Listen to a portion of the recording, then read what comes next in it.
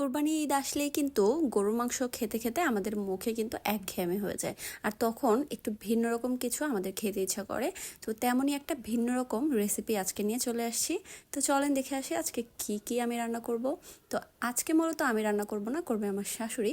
তো এই তো নিয়ে আসছি হচ্ছে ধুন্দুল। এটাকে কে কী নামে চেনেন অবশ্যই কমেন্টে জানাতে পারেন। আজকে এই ধুন্দুল দিয়ে আর গুঁড়া মাছ দিয়ে একটা অসাধারণ রেসিপি আপনাদেরকে দিতে যাচ্ছি। তো এই তো ধুন্দুলটাকে ঠিক এইভাবে কেটে নিয়েছি, তারপরে ওপরে দিয়ে দিয়েছি পেঁয়াজ কুচানো, মানে আমি দিইনি, আমার শাশুড়ি দিচ্ছে, আমি ভিডিও করছি। বারবার আর কি আমার কথাই বলে ফেলতেছি, কারণ সব সময় তো আমিই করি। তো এই তো এখন পেঁয়াজ দিয়ে দিচ্ছে হচ্ছে একটু পেঁয়াজ বাটাও, পেঁয়াজটাও দিল, আবার একটু পেঁয়াজ বাটাও দিচ্ছে।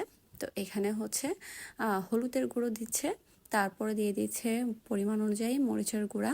আচ্ছা, একটু মিস্টেক হয়ে গেছে, ওইটা মনে হয় রসুনের পেস্ট ছিল, পেঁয়াজ না, দেখতে একই রকম লাগে। তো জিরার গুঁড়া দিয়ে দিচ্ছে, তারপরে লবণ দিয়ে দিয়েছে, এখানে পরিমাণ অনুযায়ী দিয়ে দিচ্ছে তেল।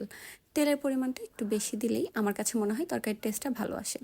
তারপরে হাত দিয়ে প্রত্যেকটা তরকারিকে ভালোভাবে মাখিয়ে নিবে সব মশলার সাথে। এইখানে কিন্তু শুধু ধুন্দুল দেওয়া হয়েছে, আর কোনো সবজি এখানে দেওয়া হয়নি। এই তরকারিটা খেতে এত বেশি মজা হবে, আমি আপনাদেরকে বলছি যে আপনারা একবার হলেও ট্রাই করে দেখবেন। আর এখন তো ধুন্দুলেরই সিজন, আর এখানে কাঁচামরিচ দিয়ে দিল বেশ কয়েকটা, আবারও একটু তরকারির সাথে মাখিয়ে নিচ্ছে। তো ধুন্দুলের যেহেতু সিজন আছেই, আপনারা এই তরকারিটা একবার হলেও ট্রাই করবেন। ফুল রেসিপিটা কিন্তু দেখতে থাকুন।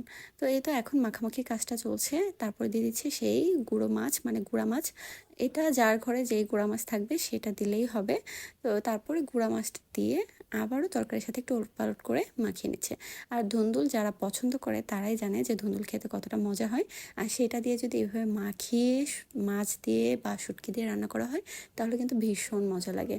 তো এই তরকারিটা আমি এর আগে কখনোই ট্রাই করিনি, এই ফার্স্ট টাইম খেয়ে আমার মনে হয়েছে এই তরকারিটা আসলেই মজা। মাংসের একঘেয়েমি টেস্ট যদি চেঞ্জ করতে চান, তাহলে কিন্তু অবশ্যই এই তরকারিটা ট্রাই করবেন।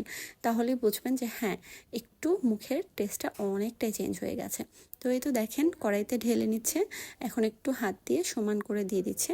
তারপরে একটু সামান্য পানি দিতে হবে, যেহেতু ধুন্দুল কিন্তু এমনিতেই পানীয় জাতীয় একটা সবজি। তারপরে এখানে সামান্য একটু পানি দিয়ে দিচ্ছে, হাত ধোয়া পানি যেটাকে বলা হয়। তারপরে একটু হাত দিয়ে নেড়ে চেড়ে এটাকে চুলার উপর দিয়ে দিবে। চুলার উপর দেওয়ার পরে জোরে করে জাল দেবে বলক আসা পর্যন্ত। তারপরে এই তো আস্তে আস্তে জালে এই তরকারিটা একদম ফিনিশিং এইরকম হবে। এটা একদম চচ্চড়িও হবে না, আবার একদম ঝোলঝোলও থাকবে না, একদম মাখো মাখো একদম। নামানোর পরেও কিন্তু এটার এটা এরকম আসছে, লুকটা এরকম আসছে। তো এই তো মাছ নিয়ে তরকারি নিয়ে মুখে দিচ্ছি। রেসিপিটা যার যা ভালো লেগেছে শেয়ার করে রেখে দিতে পারেন। সত্যি বলছি, রেসিপিটা ট্রাই করলে আপনারা ধুন্দুল সিজন আসলেই রেসিপিটা বারবার খেতে চাইবেন। তো ভিডিওটা ভালো লাগলে লাইক অ্যান্ড কমেন্ট করে পাশে থাকবেন। আল্লাহ হাফেজ।